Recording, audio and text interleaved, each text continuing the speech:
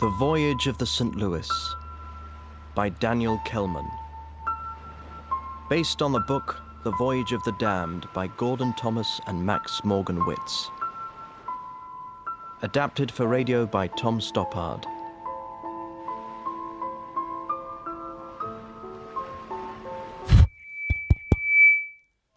Hello? Can you hear this? Is there any echo? Well, the reason I ask is because I'm speaking from beyond the grave. I'm Schiendick. Otto Schiendick. I'm a steward in second class on the MS St. Louis of the Harpag line, and I'm a Nazi. I don't just mean loosely, and I don't mean I'm a nationalist who doesn't like Jews, although I am, of course. I mean, I'm literally a Nazi. My membership number in the National Socialist Party is 10-653-274. Or was, because this is a true story. We all existed. Every one of us. Nazis, Jews, the ship's captain and crew, lawyers, Cubans. That's right, Cubans. As in Cuba. We're Havana bound. You'll see. But you're probably desperate for some scene setting to get your bearings. Here's an umpire band.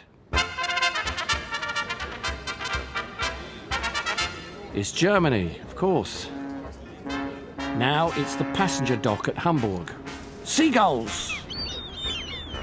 The St. Louis will soon be ready to embark her passengers, and Herr Holthusen, the director of the Harpag line, arrives alongside to have a private word with Captain Schroeder on board. Harpag, in case you didn't know, stands for Hamburg Amerikanische Paketfahrt-Aktiengesellschaft, the biggest cargo and passenger shipping line in Germany. I brought you the passenger list, Captain Schroeder. I wanted to do it in person. Well, I'm honoured. Anyone of note? Everyone. We're fully booked, and it's unusual. It certainly is.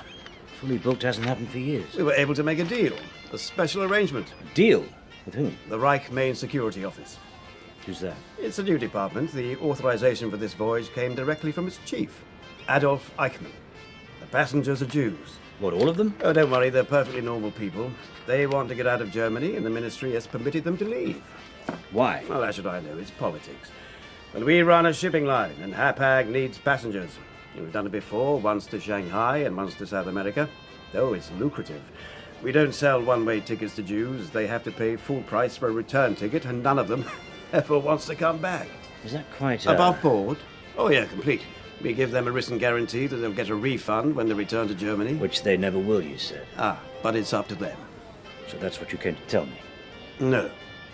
I came to warn you. Warn me, Herr Holthusen. There's a steward, Schiendick, who signed on for this voyage. I didn't have much choice in the matter. It seems on his last berth he was the leader of the local party group among the crew. Well, you know what I mean. A steward? Don't worry. The first sign of discourtesy to a passenger, he'll find himself in trouble. On Schiendick's last ship, the captain made a remark about the Führer, which I'm not going to repeat, and he was marched off the ship in handcuffs. He's in a concentration camp now. Ah. Yes, I see. Yes, it's 1939, May the 13th, and I bet you're glad you didn't have to live through that. The blessing of being born too late, as we say in Germany, so you didn't have to find out if you're someone like me, because I'm a really bad person. And not in an interesting monster sort of way, no, I'm just a nasty piece of work eaten up with envy who unexpectedly has the chance to get even. And if you're thinking right now, well, how can I know what I would have done? I'll let you into a secret. If you really don't know, then you would have done what I did. State your names, please, ladies and gents. I have your cabin numbers. Over here. Not this way. Let's see. Spanier. Dr. and Frau Spanier. Thank you. 17 on B deck. The steward will take care of your suitcase. Aaron Pozner, sir. Out of the way, is he? Over here, Sarah. You in the fur coat. Thank you. Who are you? Ministry of Propaganda. Who are you? Get off my ship, right now. Clear off. Last one, then, for Minister Goebbels. Smile. I'm Babette Spanier. An old friend of the family brought us to the dock. It turned out he was in the SS now. He had a chauffeur, and his car had swastika pennants. My husband, Dr. Spanier, is a well-known physician. He's a decent man, He'd done everything in his power to enable the four of us to leave the country together. Him and me and our 2 daughters. After 6 years of persecution. For years, he'd only been able to practice secretly. Our friend who drove us to the dock said, "You're all right. You're not like the others." He meant the other Jews. That's why he took us to the quay personally. To make sure nothing happens to you, he said. We said, "Thank you, of course." We were dressed in our best clothes. Because we still had our dignity. We didn't want to look like poor refugees. We didn't want to look like one of them. He means like me. On the way to the harbour, some Gestapo men beat me up. They could tell I'd been in a camp because my head's shaven. For the last 9 nights, I've been hiding in a rubbish tip. That's why I smell bad. I'd been in Dougall for 2 weeks. I was beaten repeatedly. I almost starved to death. My family was in hiding, my wife and my 2 children. I teach Hebrew, so of course I can't earn money anymore. I booked this crossing for myself with the last of our savings. It's the only thing I can do for my family. Over there, I can work and earn money and find some way to get them over to join me. Maybe. That's my hope. My only hope. I have no idea if it will work. I mean, I didn't at the time, but frankly, since we aren't made-up characters, it's not up to us to provide dramatic tension. I'll never see my wife and children again. Only my journal will survive. That's why people know my story. My name is Aaron Pozner. My name is Max Lerber. I'm a lawyer. I'm with my wife, Elise. I was in a concentration camp, which is why I walk with a limp. We booked this crossing, but I don't believe they'll let us leave. They're pretending they will, but they won't. We'll never escape from Germany. I feel it in my bones. I didn't want to leave. Germany's the only country I know. Why would I go anywhere else? I always thought it would all blow over, like a bad dream. But Max has changed. He isn't the man he was. In fact, he's all in pieces. If we don't emigrate, he'll die. I survive, by the way, for the strangest reason. I survive because I get to the point where I want to die. You'll see. By the way, I'm not only the local party group leader, I'm also a spy. Not bad going, eh? A genuine secret agent. Military intelligence has sent me on a mission to pick up 3 microfilms from Havana.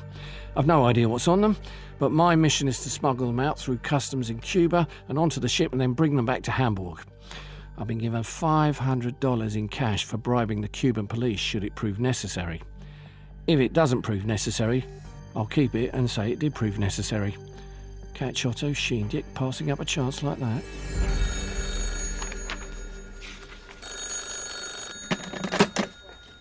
Althusen? Morris Troper speaking. European Director of the American Jewish Joint Distribution Committee. We help refugees. Oh, Mr. Troper. And how is the weather in London? I haven't had time to look out the window. Say, Holthusen, this ship of yours, will it actually be allowed to land in Cuba? Why shouldn't it be allowed to land in Cuba? Maybe because there are 900 refugees on board. And your point is? So you're saying you're sure it can land? Sure, I'm sure. I'm sure we'll be permitted to land. Or have you heard something? Heard what? You have heard something. Well, what is there for me to hear? How should I know? Have you heard something? 900 refugees have never landed in Cuba all in one go before. These are people with nothing. Germany and Hapag have robbed them of everything they own. My dear sir, we haven't robbed... 10 Reichsmarks per person, everything else confiscated. What would you call it? And that's after everyone has had to change 230 Reichsmarks into ship's tokens to pay for their food and drink. Buying ship's tokens is standard practice on passenger liners. It's also standard practice that on arrival, passengers can change any unspent tokens back. Not necessarily standard, Mr. Troper. I assure you, you have no call for concern. We have excellent relations with the Cuban government. The passengers will disembark safely. Hapag takes you there in style. You what? Our slogan, Hapag takes you there in style. Good day, Mr. Troper.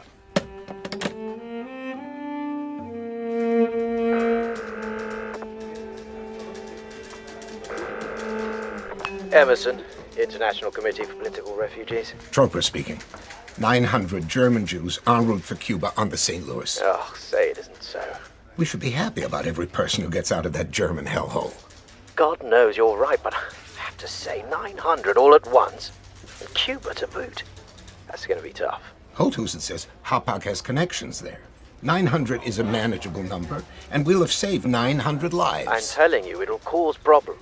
Our New York office has an excellent lawyer, Berenson. I'll get in touch with him right away. Hapag are money-grubbing bastards, but we have no choice but to cooperate with them. Like it or not, the St. Louis is on the high seas non-stop to Havana, so stand by.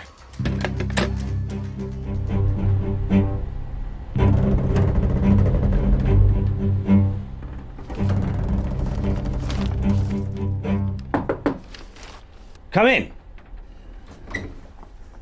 Oh, it's you, Herr Jockl. I brought you some coffee, sir. Thank you. Should I pour it, sir? Yes. Why not? There's something I've been meaning to mention. You're not very good at keeping your secret, Jockl. I've got two things to say to you. First, don't worry, you're safe with me. Second, when you go ashore in Havana, stay there. Don't come back. Sorry, sir. It's just that it's been so long since... So we won't breathe a word to anyone.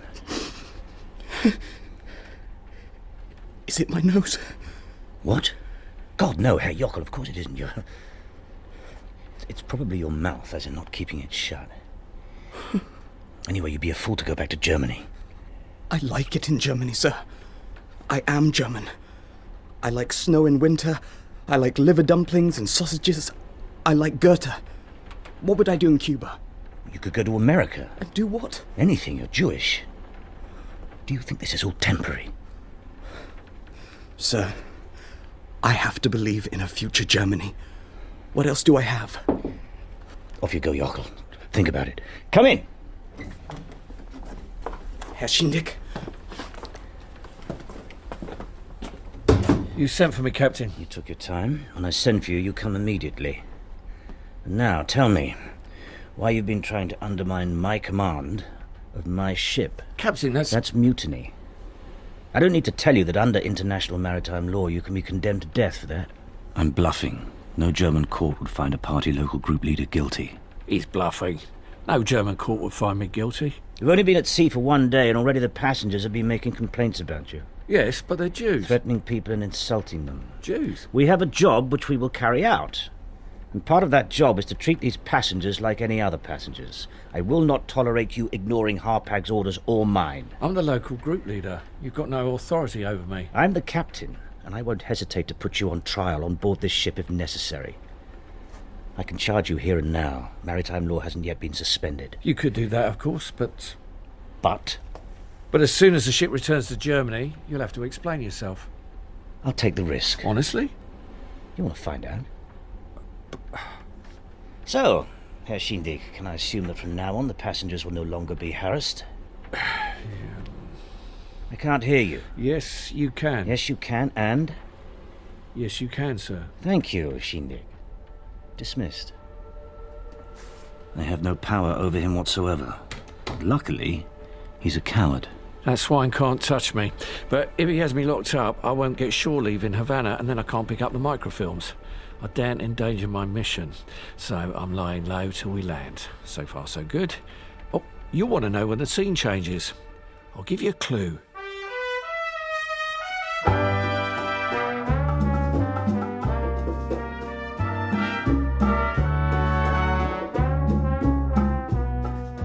Manuel Benitez Gonzalez, Minister for Immigration, at your service. I decide who can enter Cuba, and happily for many of the persecuted of this world, I am eminently bribable. Our country is already overfull. That's the official position. But my personal unofficial position is I, Minister Manuel Benitez, will accept bribes. In the last few months, I've signed over 4,000 private disembarkation permits. No visas. No, I don't have the authority for that. Disembarkation permits. For each and every one of them, I get $150. This permit allows the holder to disembark in Kowa, not to stay, but to disembark, and to wait here until a visa is issued by the USA or some other country. And it costs $150. And before you ask, no, this permit has no legal status. In fact, I invented it. Minister Benitez. This is Senor Clasing, Hapag's man in Cuba. Ah, to what do I owe this pleasure, Senor Clasing? This is for you in $100 bills, and you can keep the briefcase. Your commission. Do you want to count it? No, no need. I know what $50,000 look like. So, is it now definite that the St. Louis passengers will be permitted to disembark? Oh, absolutely. And, what about this? Presidential Decree 937. Not worth the paper it's written on. It says from now on, not a single refugee will be permitted to set foot on Cuba. It's signed by the president. The president just wants his nose in the trough. Well, I hope you're right. Trust me. So, how much can you pay him? Us? Well, I suggest you come to an agreement with him. That's impossible. That's mine. To cover my expenses. I need it. Hapag will have to pay the president themselves. How about, I don't know, $250,000? Is this a joke? No, it's not for me. It's for the president. A president, it costs more than a minister. I've known him for a long time, and I can guarantee you a sum like that would weaken his resolve. Well, it's out of the question. We pay you to handle our bureaucratic difficulties. If we now have to pay the president as well, why would we need our agreement with you? What a pity. The president would have been happy with $125,000. I could have kept the other half. The refugees could have landed. Everyone would have been happy, and we'd all be in a different play. Senor Benitez, our company has paid you a fortune for the disembarkation permits. If they're now worthless, I demand my money back. How dare you talk to me like that?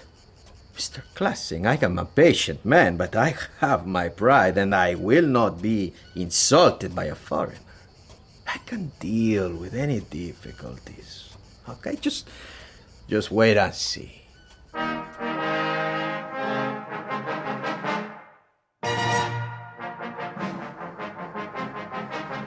Thank you. My name is Laredo Brew. I'm the more or less democratically elected president of the Republic of Cuba. Right now, you're thinking I'm very hard-hearted. You're thinking, those poor people on the ship, why doesn't he just let them in?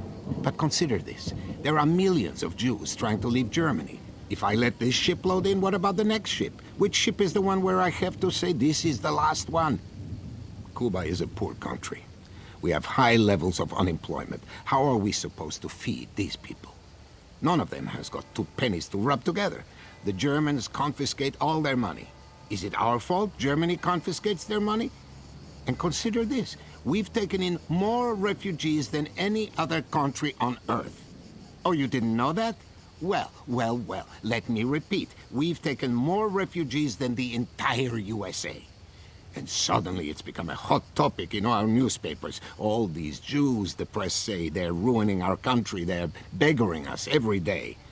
Yes, it's an exaggeration. I know that. The Jews aren't beggaring us by any means. But I also know that I've got elections to win. And yes, I know those articles in our newspapers are disseminated by the German propaganda machine. I know they pay journalists to write this stuff. But my knowing that doesn't change anything. Articles like this are a fact, no matter where they originate from. And it's also a fact that I have elections to win.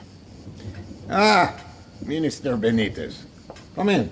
Your Excellency, I have come about My dear Benitez, you're one of my most valued ministers. Really? Of course not, you son of a bitch. If you weren't one of General Batista's protégés, I'd have had you arrested long ago. Your Excellency, I am here about the ship, the St. Louis. There are very good reasons. All right, for what reasons exactly? Have you brought me an offer? A concrete offer from Hapag. Have they made one? Not at this point in time. It wouldn't have changed anything anyway. I can't and won't rescind the decree. No refugee is to set foot in Cuba. But, Your Excellency... Close the door behind you.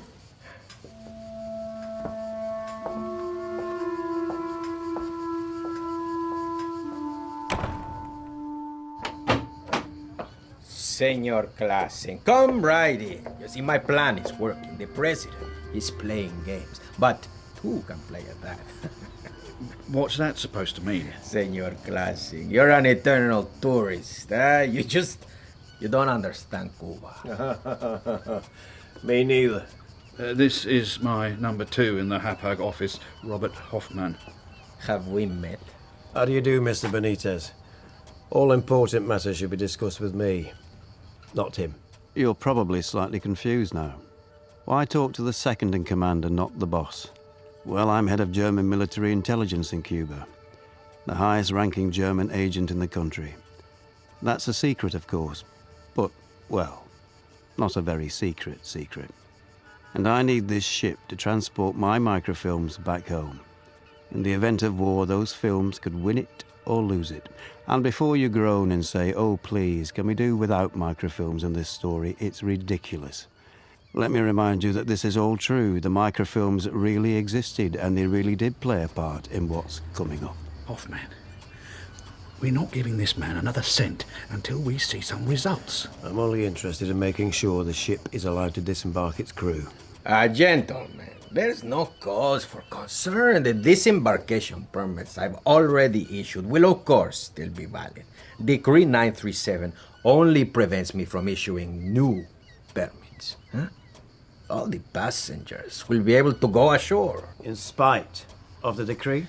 If need be, I shall carry every passenger ashore personally.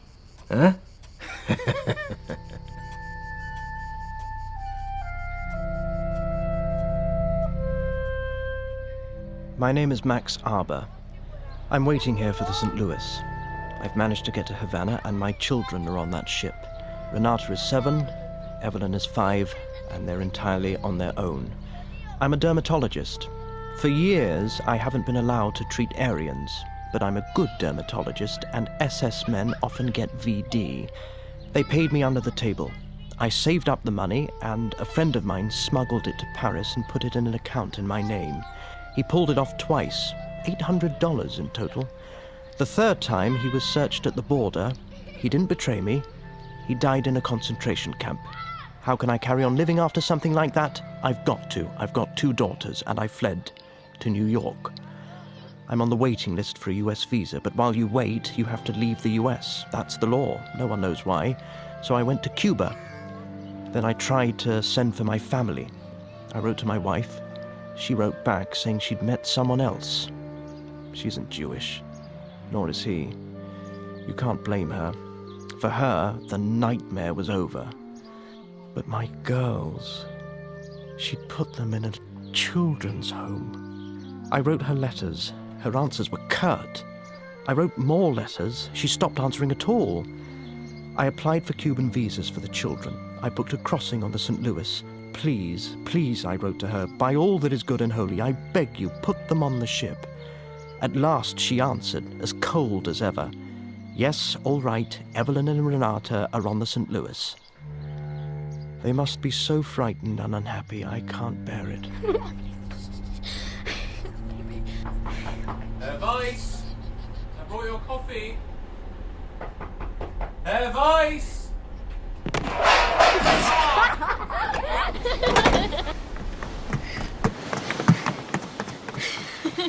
Did you see him go flying? On his backside along the floor. I don't think he saw us. What have you two been up to? Oh, hello. We know you. What's your name? Marianne. We've been spreading wet soap in our corridor. It's really funny to see people fall over. I'm Evelyn. I'm Renata. We've seen you with your mother. Do you want to have a turn with the soap? I've seen you around too. You're on your own, aren't you? Yes, it's great. It's much better here than in a children's home. The sisters used to beat us. Why? Because our dad's Jewish. Why do you think? He's waiting for us in Cuba. So's mine. Except it's so long since I saw him. I don't really know him. How old are you? 16. Too old to annoy people for fun. And you should be careful. My mum says there's Nazis in the crew. How can they be Nazis if they're on a boat? Do you want to play with us? Not if you're going to get me into trouble. Anyway, Mummy will tell me off if I'm late for lunch.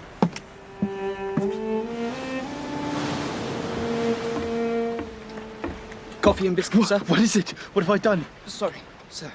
I didn't realize you were asleep. What do you want? Nothing, Pozner. I was offering you coffee. I'm sorry. No, nothing. Thank you. Would you prefer tea? What a farce. First they ban us from working, then they beat us, and they lock us up, then they rob us of everything we have, and then they drive us out of the country. But on the way, you treat us like proper passengers. Deck chairs on the sun deck. Choice of 3 main courses every evening. Afternoon tea. Freshly made beds. Thank you very much. I didn't lock you up.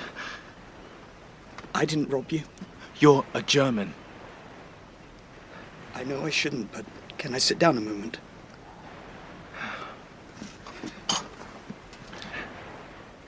Was it very bad in the camp? What? I'm so sorry. I just meant... I'm sorry. Everything's upside down in the camp. It's as if you're either mad or the world is. Everything that's wrong is suddenly right. Everything right is wrong. Everything God forbids is the law. Everything God commands is forbidden. I'm sorry. I had no right to ask. I think about my children all the time. I keep wondering if I'll ever see them again. When I wake up, there's sometimes a brief moment when I don't remember where I am or why, and I feel at peace. And then I remember. Then I think about my children. And the rest of the day is hell. Things will get better. Better for who? You're no longer among enemies. In Havana, you'll be free and safe, and your family can join you. Can I tell you a joke? I've probably heard it. An old Jew is sitting on a park bench. A bird craps on his head.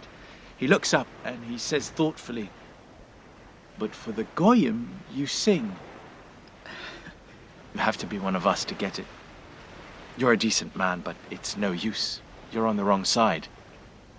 That's how things are. To understand what it's like to be hurt the way they hurt us, you have to have had it done to you. I'm sorry. Herr Pozner! Herr Pozner. I know I shouldn't, but there's something I really feel I want to tell you. You've heard something about landing in Cuba? No. What then? Actually, it's nothing. Don't tell me then. Thanks for the coffee. See you later.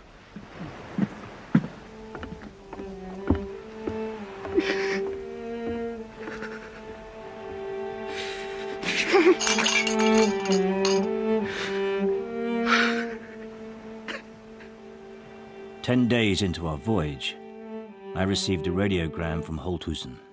The majority of your passengers are in contravention of New Cuban Law 937 and may not be given permission to disembark. You will maintain speed and course as situation not completely clear, but certainly critical, if not resolved before your arrival. Come in. Thank you for coming so quickly, Dr. Spanier. How are you and your family doing? My wife and I keep our anxieties from the children, so... I need reliable contacts among the passengers. People you want to keep on your side? I mean people the passengers can trust in the event of difficulties. Difficulties? I've received a telegram from my superiors in Hamburg. The President of Cuba has issued a decree. It isn't clear whether we'll be able to enter the harbor. I suggest you form a committee. Why me?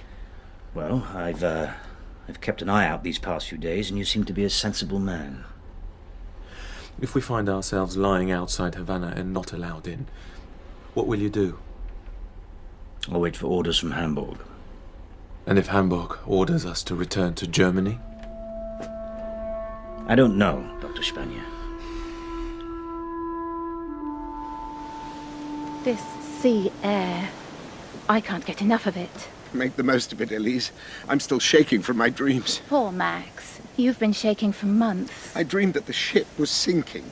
Sirens and screams and lifeboats. You can't imagine the chaos.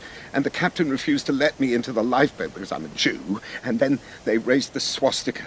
And when I woke up this morning, I walked past one of the crew's cabins, and there really was a swastika flag on the wall. You can go and look. It's really there. Don't keep thinking about it. Soon it'll all be over. Look, there's that old lady and her nephew having a stroll. Should we talk to them? No, let's not. I can't face people. Let's go to the bar, Aunt Charlotte. This air is marvellous. I feel seasick already. The shipping line never mentions that you get seasick the moment you leave port, no matter where you are. Otherwise, no one would ever travel with them. I can't eat a thing today. You've just tucked into a good lunch. It was inedible. The cooking is terrible. This isn't a pleasure cruise. You're telling me. Havana. You behaved badly at lunch too, Auntie. You're not supposed to make the waiter bring all the dishes for you to inspect, so you can choose the one you want and send the rest back. Oh, come on, I need to go below again. This wind is giving me a headache. There's Herr and Frau Lerver. Should we stop for a chat? No, he's got the jitters. He always seems about to burst into tears. Oh, they're going below now, anyway. This way, Max. This isn't our door. Our door's on the other side. We can go down to our deck and cut through. Here, I think this is us. No, we're getting lost. We're not lost, Max. I'll ask someone. Oh, bread. Sorry. Wrong door. Get out, you Jewish bitch, before I forget myself. My husband isn't well. With Jewish blood, I'm sorry. our righteous knives are spurting. We'll drive them.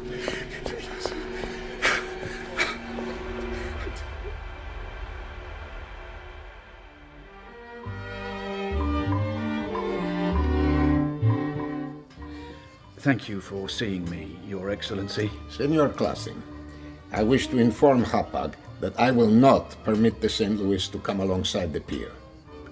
Mr. President, with all due respect, that would be a disaster. However, the ship can lie at anchor offshore while it reprovisions. Well, what exactly does that mean? It means what it says. That's all.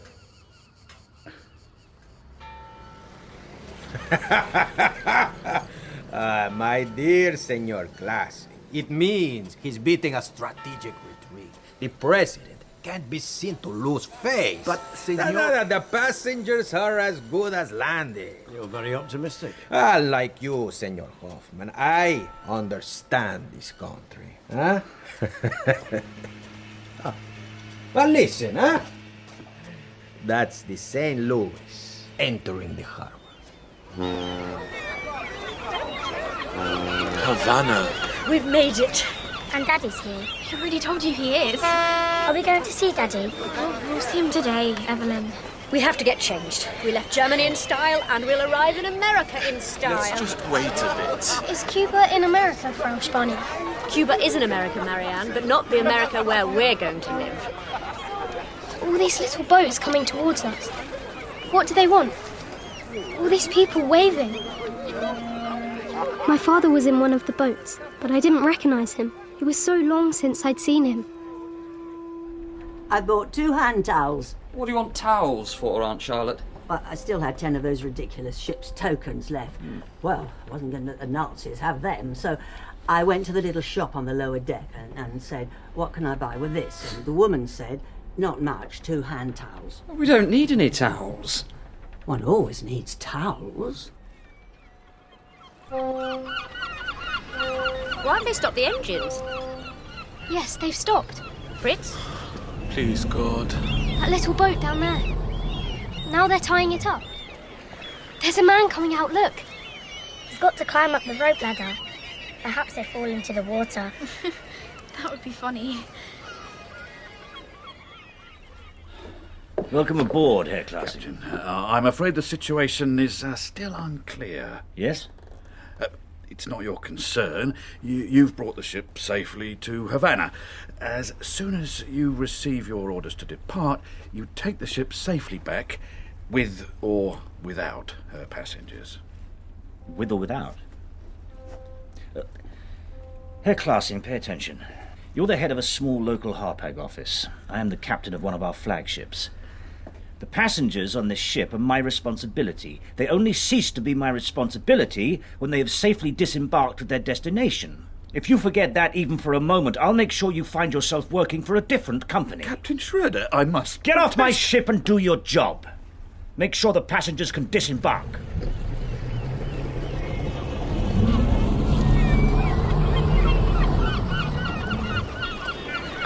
Welcome back, Herr Clasing. Let me give you a hand. Oh, that Schroeder. Who does he think he is? Well, perhaps he thinks he's the captain. Leave it to me. I'll grab the Hapag launch and tell him the facts of life. Hey! Policeman, coming up on your stern. Hey, how are they gonna go out? Give him some money. I did. Hey! Where do you think you're going? You remember me, officer? This is Senor Hoffman from Hapag. He's going to the St. Louis. You have special permission, Senor Clasing. No one else. Orders from the President's office. Naturally. Allow me. A little extra for your trouble? Oh, thank you. Your friend is free to go his way, but no one is allowed on the St. Louis. My apologies. He's got his orders. Come on, we're leaving. What? The President is still in the game, but I don't know what that game is. To hell with the President. Tell that oaf. He's dealing with the Third Reich, and we're not used to being told what to do by some lackey who's only following orders. Really? What? Oh.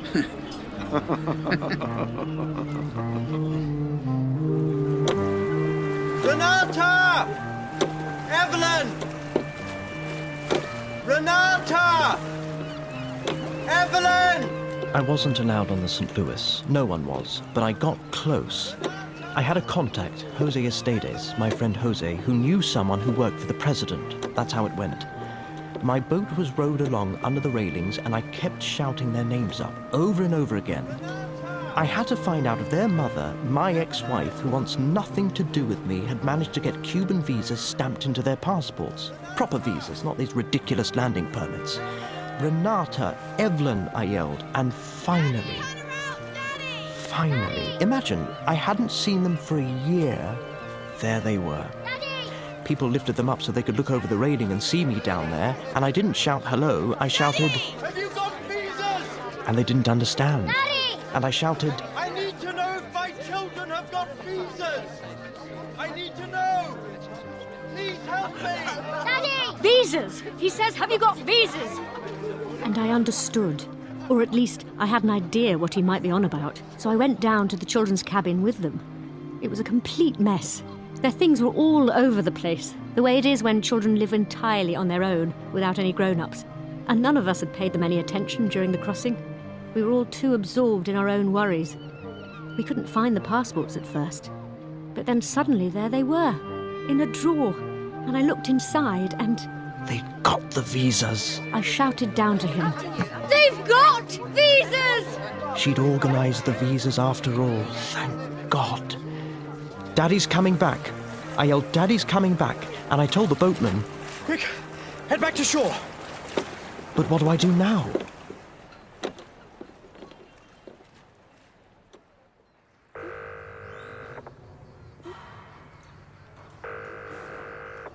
What do you want, Ramos?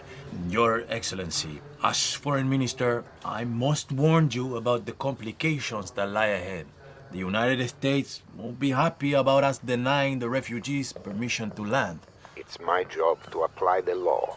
But there are humanitarian considerations. You mean I should just let 1,000 people into the country? I'm merely saying we ought to weigh up all our options. Do you know how many ships will set off the second I do that?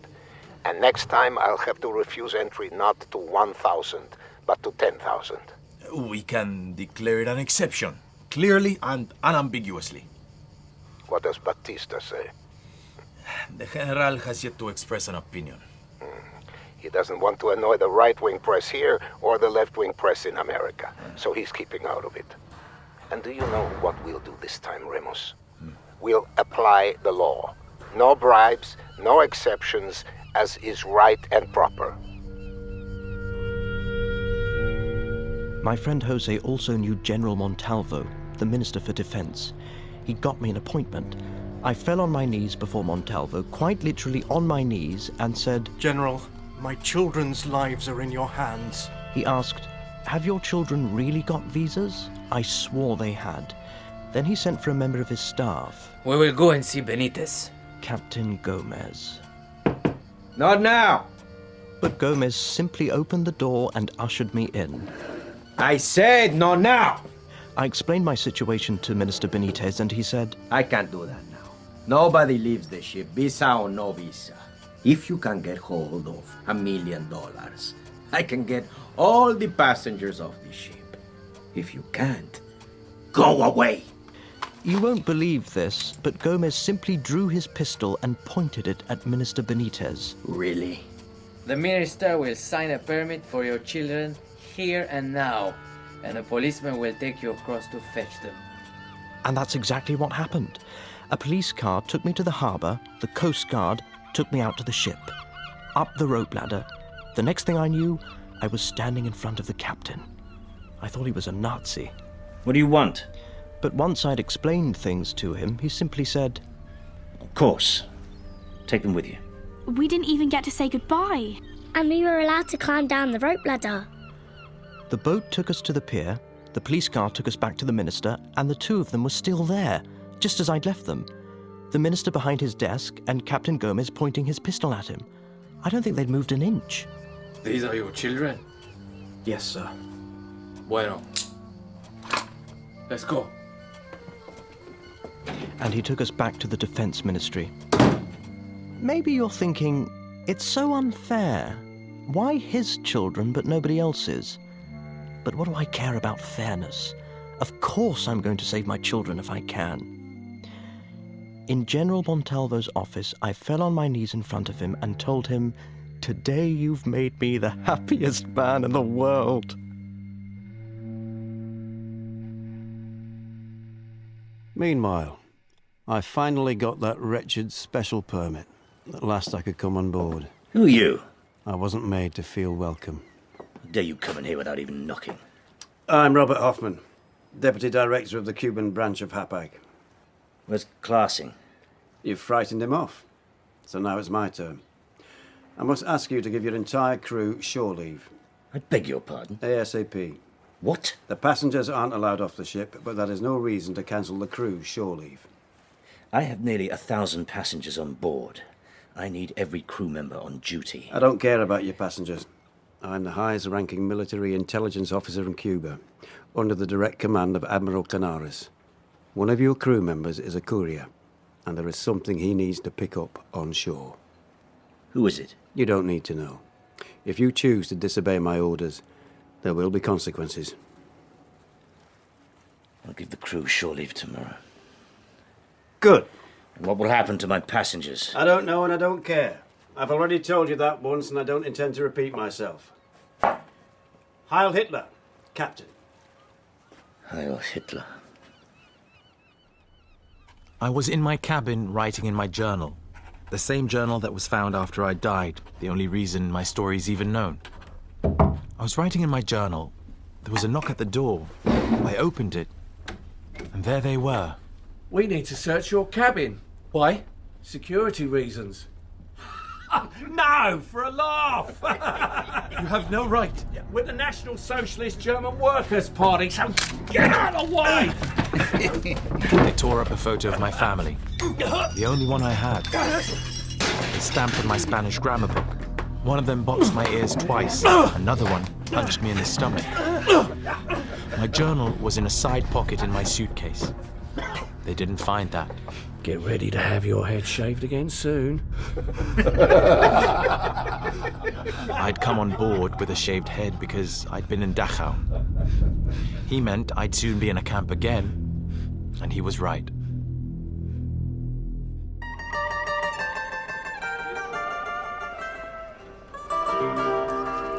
Hoffman? Schiendick? It was like in the movies. I had a walking stick, he had a walking stick, we exchanged walking sticks. Just when I thought it wasn't going to work out, that moron of a captain, he suddenly gave the whole crew shore leave. In shifts. 4 hours leave, ferrying us to the jetty. I walked my stick to the Harpag office as instructed. Don't let go of it until you're back on board. The microfilms are in the shaft. Deliver the stick to Hamburg. Permission requested to make a report. Permission granted. What's the notebook? My list of offenders. Top of the list, Captain Schroeder. That bastard ticked me off. He threatened me. He can't stand me. And between you and me, I think he has a critical attitude towards the party. He should be punished urgently. And then there's the waiter, Leo Jockl. He told the usual joke about the Führer. The usual joke? A man comes into a registry office, says, I want to change my name. The registrar says, what's your name then? Adolf Arsewipe. And what do you want to change it to? Hans Arsewipe. I don't get it. Why is that funny? Well, I can't... Just kidding, Schiendick. Relax. And then there's the ship's purser. I asked him why he hadn't joined the party. Do you know what that scumbag said? Just carry out your mission and spare me this crap. I put him in my notebook for that. A dim-witted, vengeful man, I wrote in my report. Not trustworthy. I was rather surprised that military intelligence had accepted someone like him. Aren't we supposed to be Germany's elite? It's going to be a scramble at the buffet lunch, so let's get a move on, Max. You already shaved? Come on, half the waiters are off duty. It'll be a free-for-all. Oh my God, Max! He had cut his wrists. I tried to hold him back, but he ran out of the cabin, dripping blood, and up to the deck.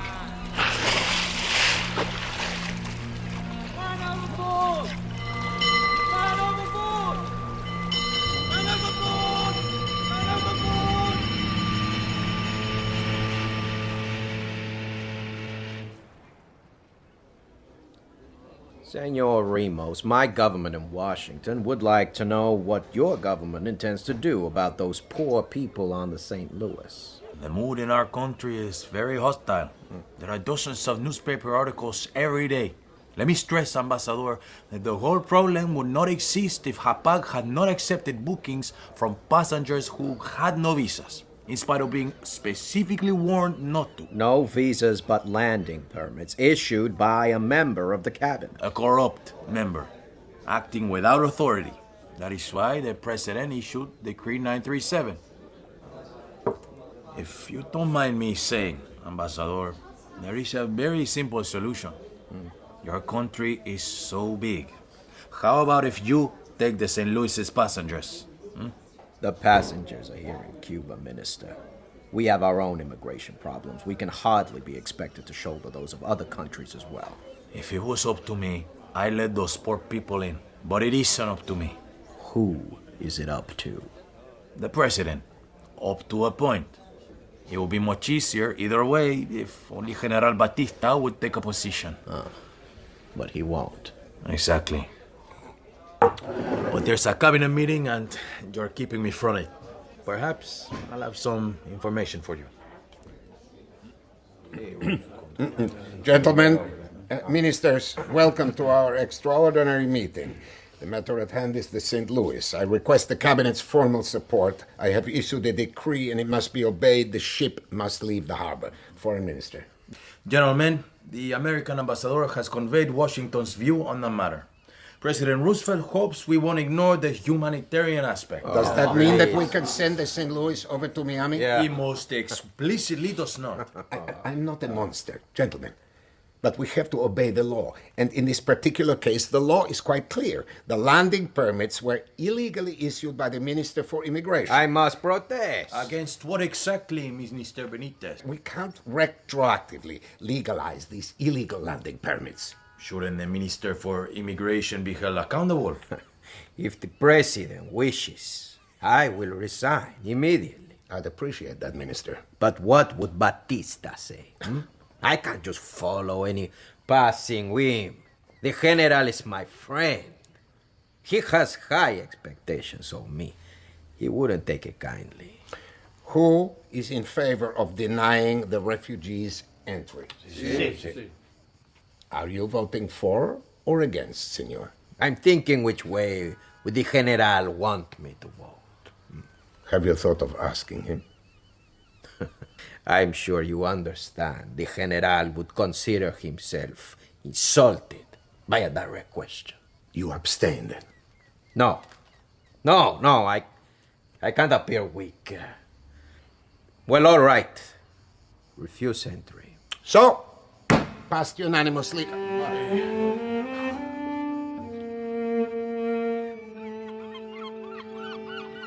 Herr Löwe's condition is stable. He's lost a lot of blood and swallowed a lot of water, but he'll live. I need to see him. They've taken him to hospital. I'll cut my own wrists. Then I can join him. Please, Frau Löwe, for God's sake. If she doesn't, someone else will. This was the third suicide attempt, and it won't be the last. Organise patrols. Keep an eye on people who loiter by the rail at night. Make sure no one jumps. Why us? Why not your crew? Firstly, you know perfectly well that I can't trust my men. And secondly, it's better if people who want to jump overboard are held back by their own people. You mean by other Jews? Yes, that's what I mean. Why hold them back at all? If they're taken to hospital, they'll make it into Cuba. Because the next one won't be taken to hospital, but left to drown. Herr Löwe was exceptionally lucky. Lucky. Poor Max. How on earth will he cope without me? You don't know him. You don't know how helpless he is. So you think we'll be forced to return to Germany? I can't rule anything out anymore. So it's over. I didn't say that, Dr. Spanier. Clasing tells me there's a new player who's just arrived from New York. Lawrence Berenson, attorney for the Jewish Joint Distribution Committee, and his reputation precedes him.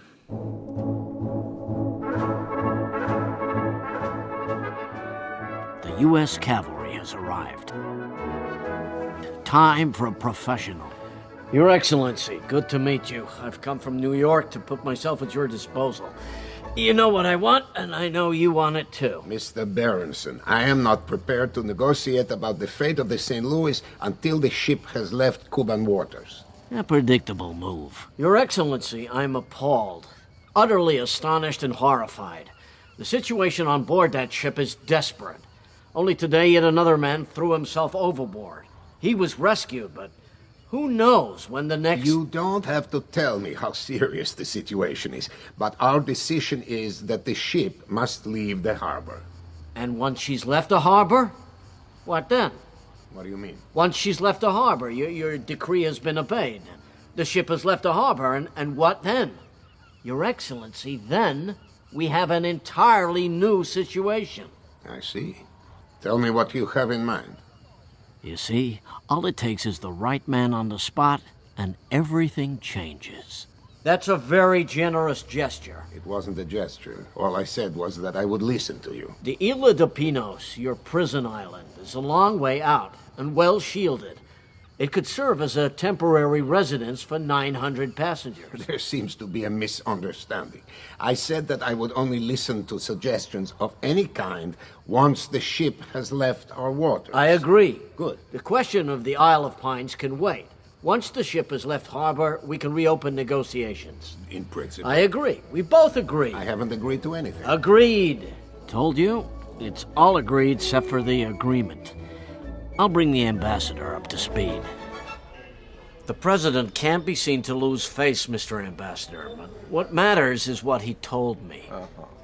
And you're sure he told you that the refugees can disembark on the Isle of Pines as soon as the ship leaves the harbor? He practically promised. Once the ship's out at sea, we'll finalize the contract and the ship can return.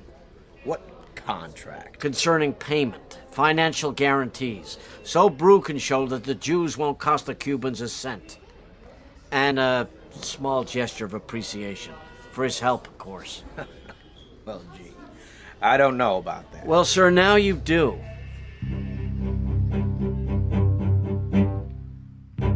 I thought I'd better talk to President Brew myself.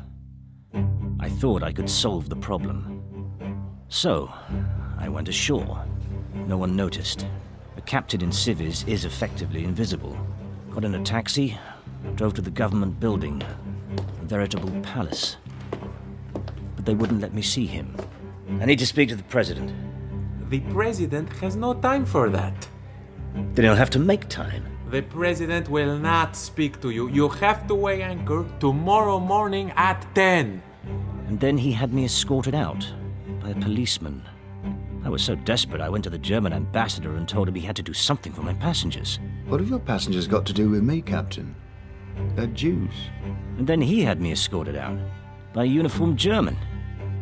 I achieved absolutely nothing. I threw all my weight onto the scales and it wasn't enough. Tomorrow morning we weigh anchor, because those are my orders, and because I can't think of any other option. What if you refuse to leave? Then the Coast Guard will force us to, Dr. Spanier. How exactly will they do that? They could shoot at us. Then they damage the ship. Well, undoubtedly.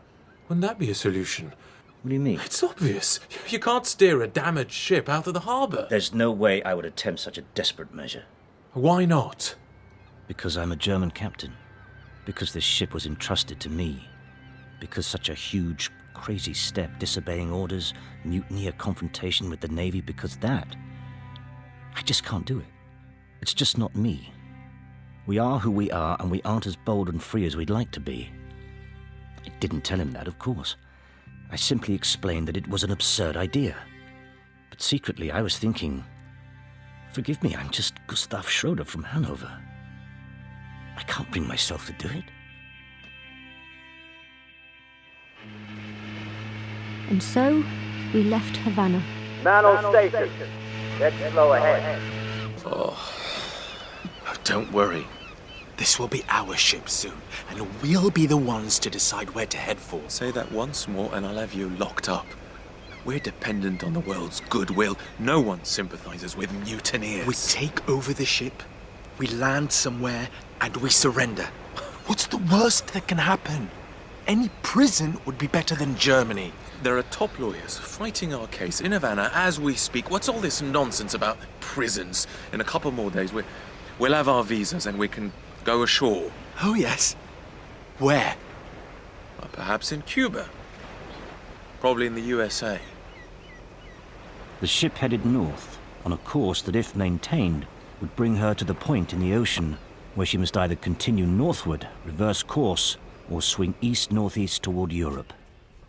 Cooperation with Hapag is of crucial importance, Herr Hoffman.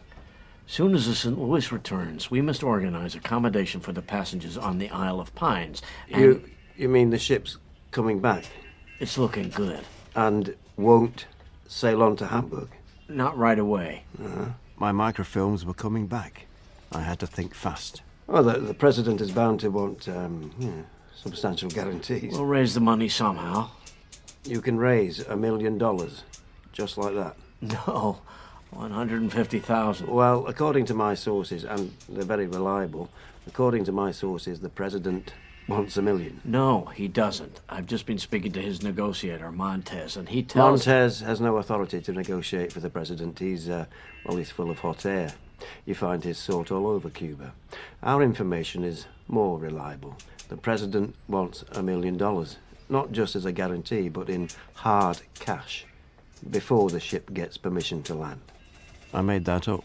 I had to throw him off balance. The microfilms were on the ship, and they had to get to Hamburg, ASAP. I'm no greenhorn. Of course I could tell he was lying. $1 million, that was way too much. He laid it on too thick. But why? That was what I didn't get. What was the guy after? So the next day, the Cubans took me over to the Isle of Pines. And guess who was waiting for me there? General Batista, Cuba's real ruler. The man who pulls the puppet strings. He posed for a photo with me. He spent a half hour showing me the island. It wasn't very big, wasn't much to see, and he never said a word about the St. Louis the entire time. And that was it. I'd seen the Isle of Pines, and the next day, photos of the two of us were in all the newspapers. We were planning to let the refugees back. The laws were being undermined. It was all a scam and a scandal. It put the price up. Was that his plan all along? And that same evening, another guy showed up. Havana's chief of police. I'm here on behalf of President Brew. What does he want? $500,000. Then the ship can come back. That makes 3 people in 2 days claiming to speak for the president of Cuba. First your attorney, Montez, then Herr Hoffman of Hopag, and now you. From now on, I'll only speak directly to the president. I don't know any Hoffman. The president will no longer play any personal role in this matter. He has no choice. Please, see yourself out. Sometimes you have to take risks to cut a deal. I had to show some steel. I'm a professional. I can assess these things. He just made a big mistake. The only person who really was authorized to speak for the president was me, and I do not like being thrown out. I have my pride. I cannot be seen to lose face, so I told the president there were no more offers on the table. See those lights, Aunt Charlotte? That's Miami. Every dot of light is a window. We're so close. We could almost swim ashore. We'll have to. Mark my words. Maybe your journey's almost over. Oh, pray God. But what will you do, Herr Jockl? Me? Why? Don't you want to come with us? My place is on the ship. But they say you're... What? What do they say? They say it might be better if you came with us. I don't know what you mean. What if we really tried to swim across? The water's cold. There's a strong current. And you see that big ship over there? The long shadow in front of the dots of light on the shore? Yes, it's been sailing alongside us for the last 3 hours. That's the US Coast Guard. Are they here to welcome us? Not exactly.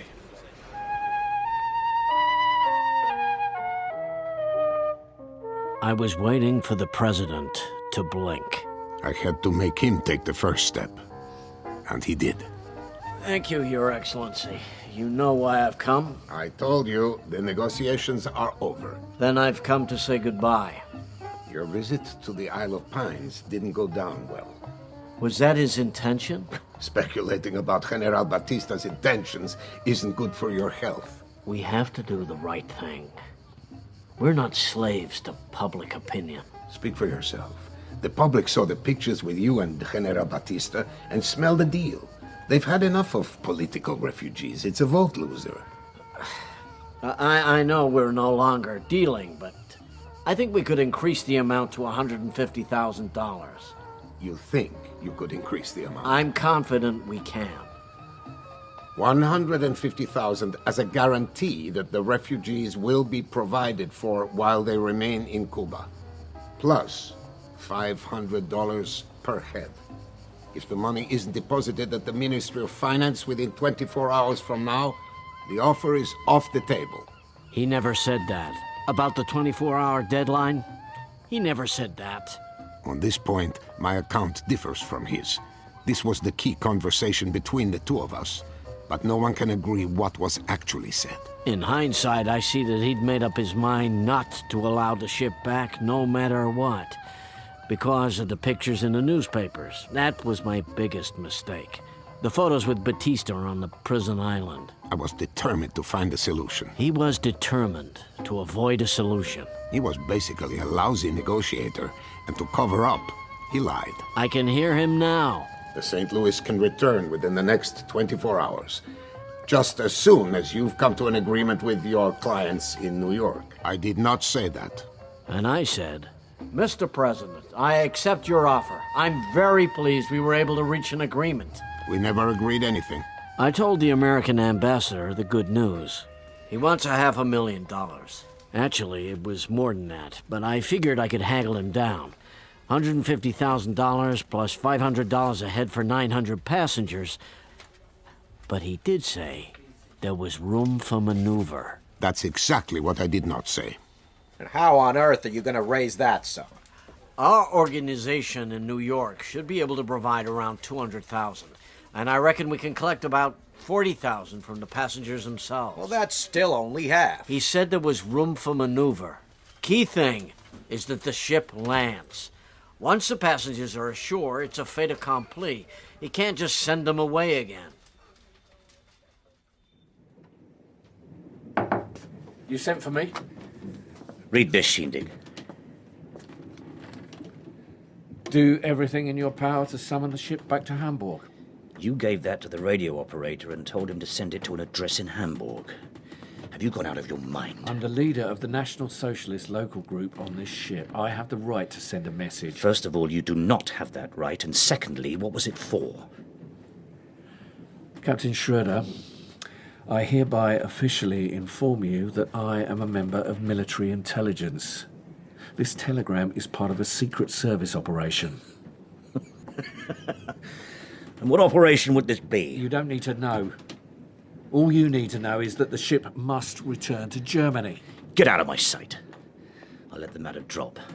But I won't have you dictating how I run my ship. As far as I'm concerned, you're still just a steward.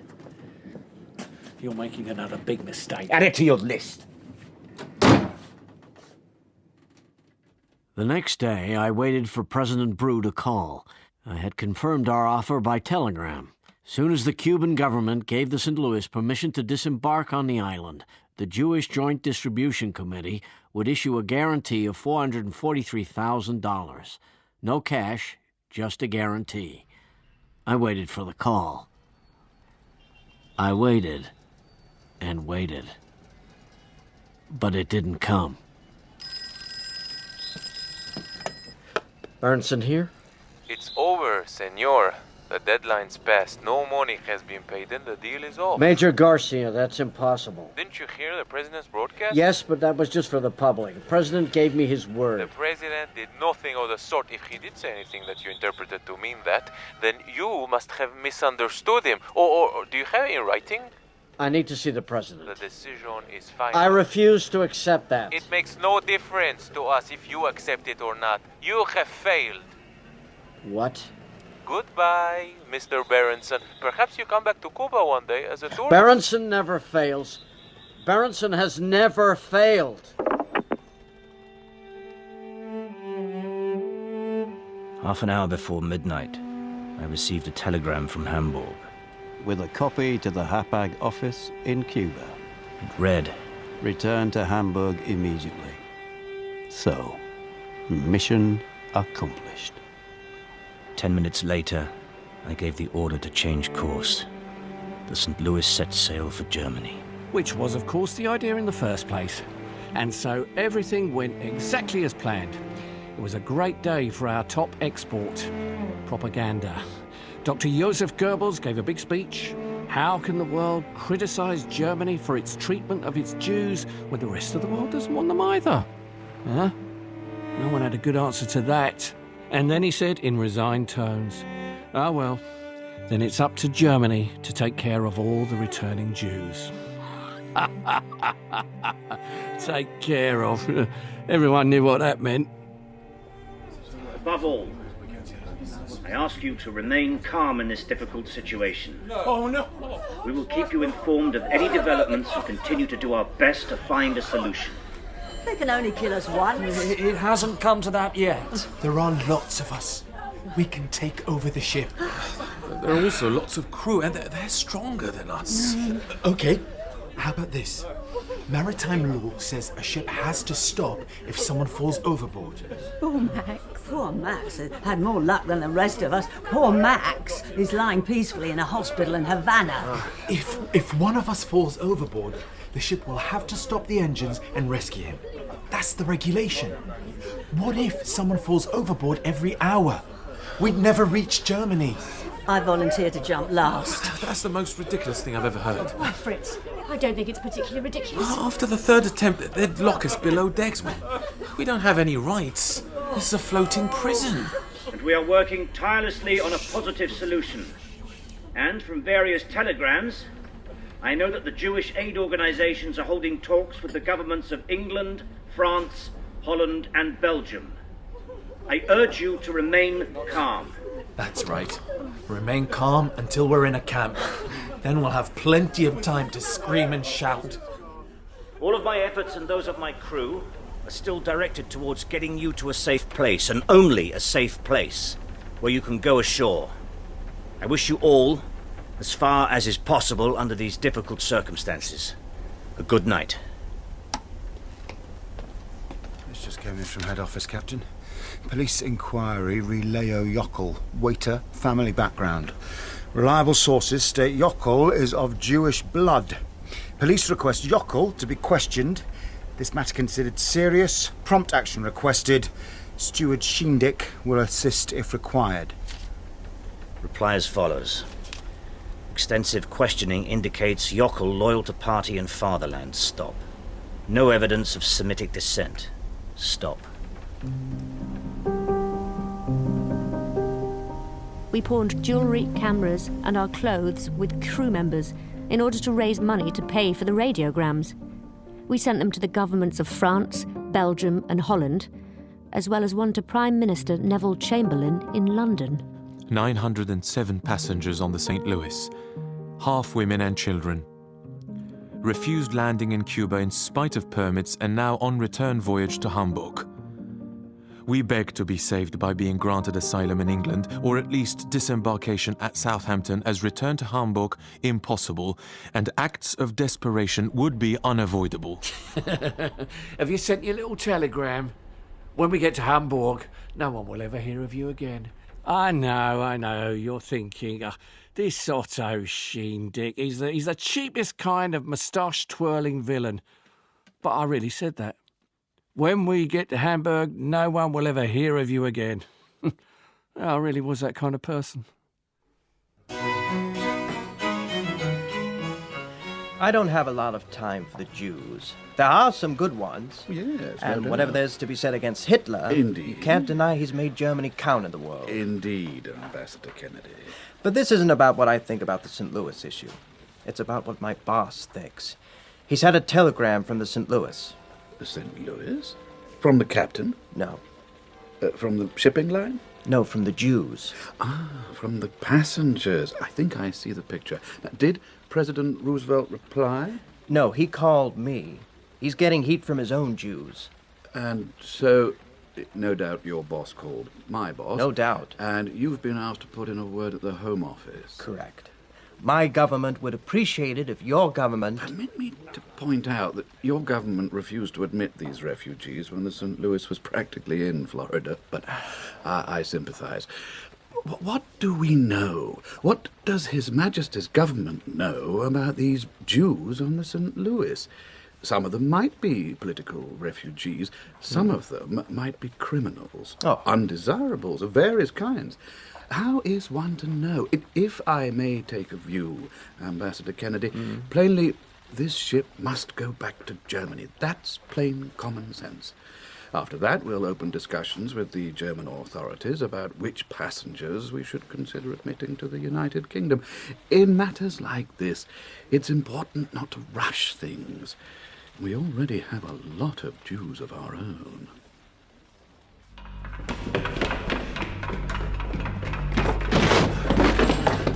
This is it, Captain.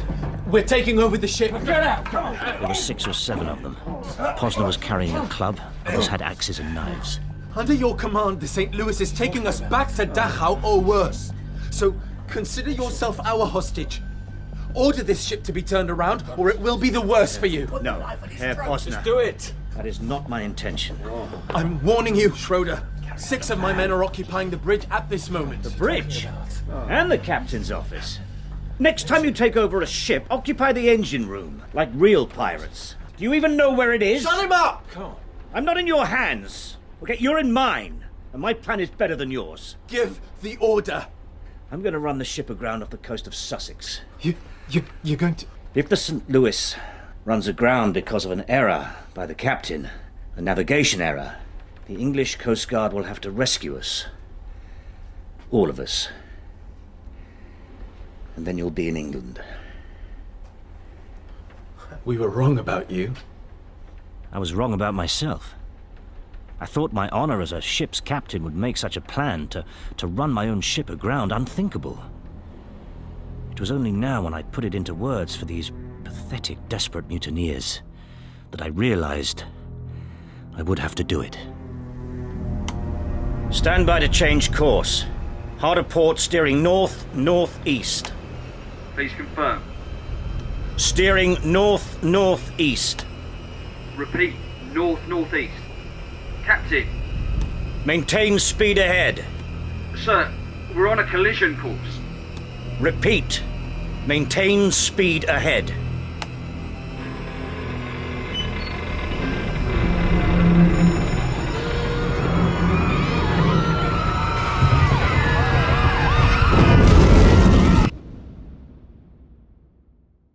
Not really.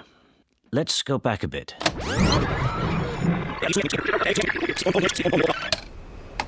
Stand by to change course. Standing by, sir. Captain, telegraph from Harpag. The Belgian government is willing to accept 200 St. Louis refugees. No conditions. And that's what happened.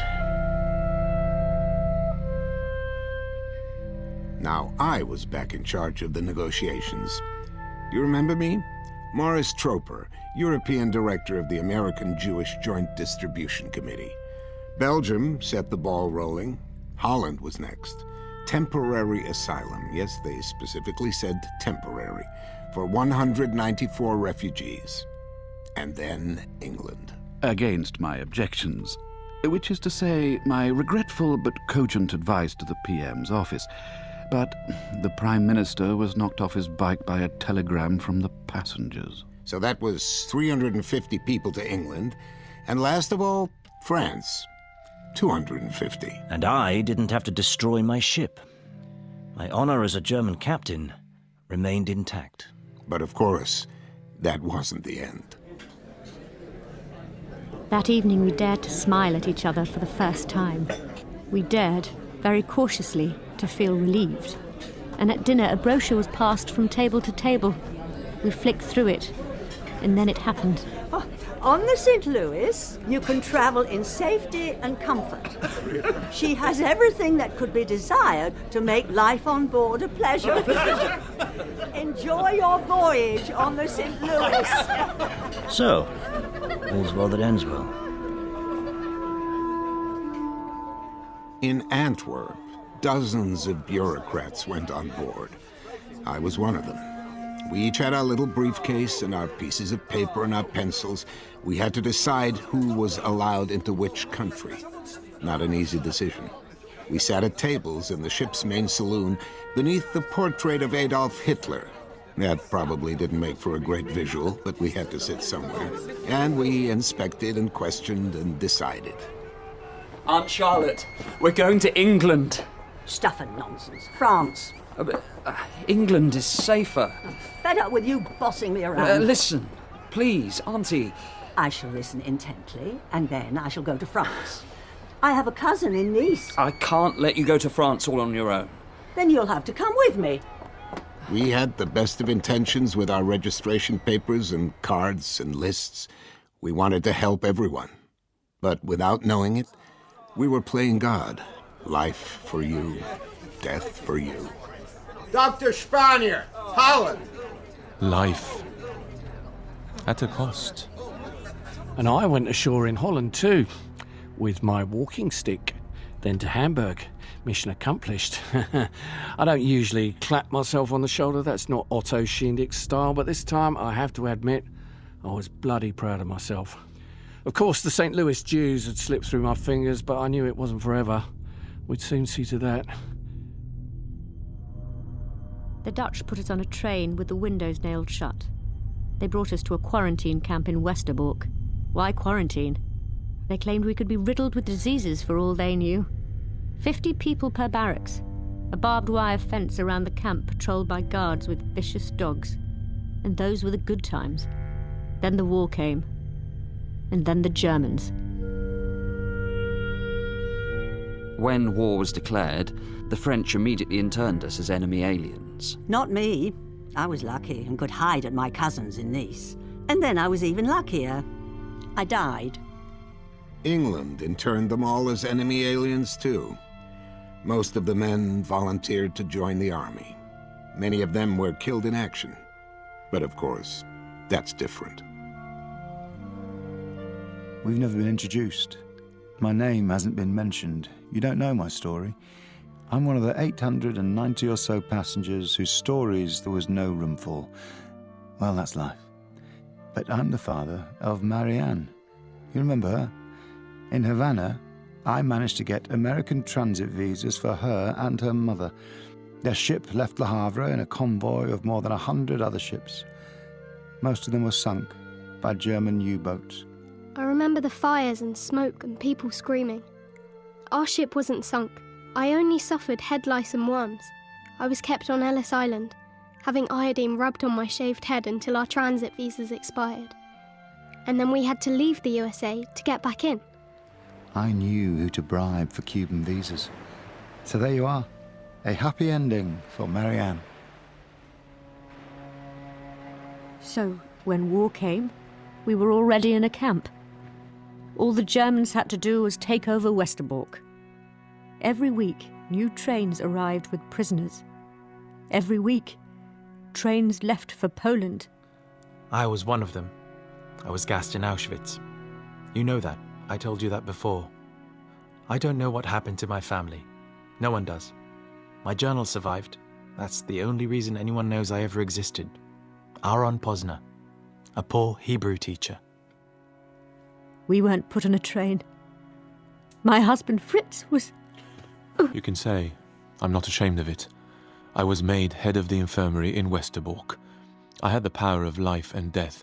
Anyone I admitted to the infirmary was deemed unfit for transportation and wasn't put on a train. Anyone I refused to admit was sent to their death. When the order came to sterilize all the women in the camp who were married to non-Jews, I carried out the order. It was to save their lives. We were told that if they couldn't have children, there would be no need to kill them. But it didn't help. In the end, they were sent to Auschwitz too. But my wife and my daughters survived. After the war, we went back to Germany. I opened a surgery in Düsseldorf. In 1950, we got divorced. I was lucky. I was one of the few allowed to enter England. The bombs fell on London, but none of them hit me. And eventually, Max even made it over from Havana to join me. I didn't survive the war. Heart failure. Mid-1942. It was all too much. Max Lerver, a lawyer. I was left behind. I was lucky. I was conscripted into the Navy. In 1941, on leave from the front, I met a girl. We fell in love. I confessed to her that I was half Jewish. She said she didn't mind, but she told her mother. She did mind. She denounced me. I was arrested.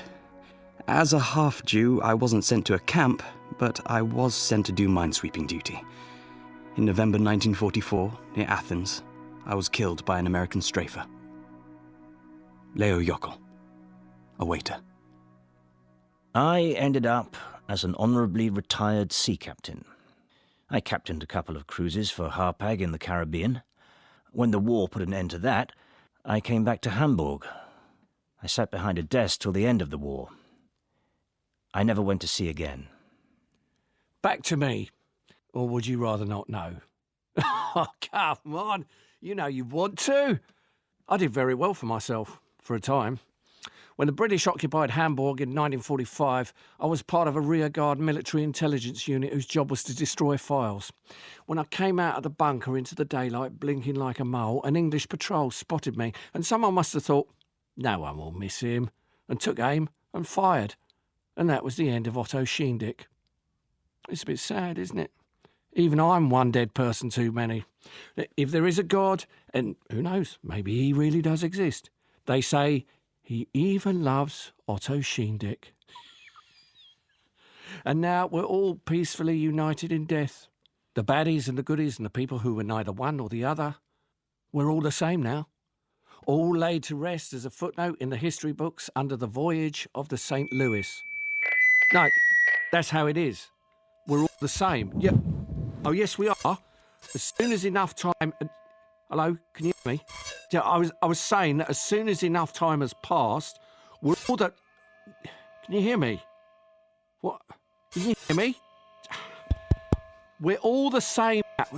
Can you hear me? We are all the same.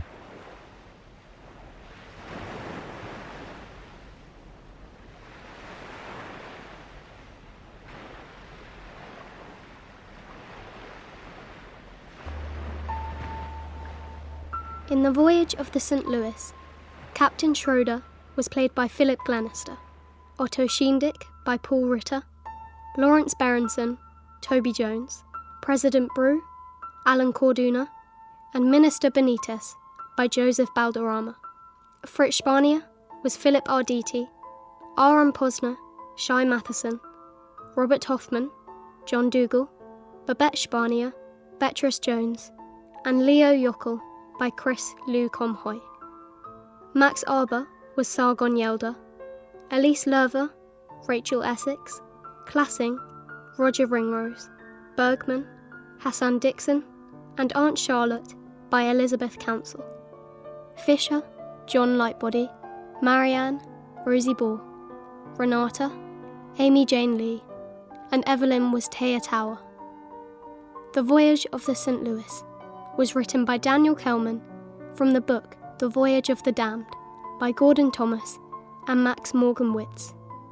It was adapted for radio by Tom Stoppard. The director was Sasha Yevtushenko.